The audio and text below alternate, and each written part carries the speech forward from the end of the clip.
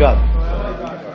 Matapos ang biglang pag-convene ng Senado bilang impeachment court, ang kanilang unang tinalakay ang motion ni Senator Judge Ronald Bato de la Rosa na ibasura ang impeachment complaint laban kay Vice President Sara Duterte. I respectfully move that in view of its constitutional infirmities and question on the jurisdiction and authority of the 20th Congress, the verified impeachment complaint against Vice President Sara Zimmerman Duterte be dismissed.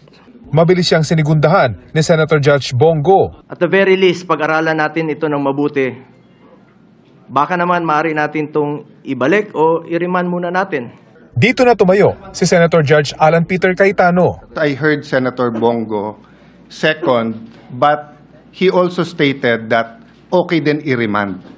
Because personally, I'm against the dismissal, but I would be willing to hear arguments on remanding. Dito na sumentro ang diskusyon. Sa halip na i-dismiss, ibalik na lang ang impeachment complaint sa Kamara para sagutin ang mga tanong ng impeachment court. Sa mosyon ni Cayetano, dapat i-certify ng Kamara na hindi nito nilabag ang saligang batas na isang impeachment complaint lang sa isang taon ang pwedeng ihain laban sa isang opisyal. Gusto rin ng impeachment court na linawin ang papasok na Kamara sa 20th Congress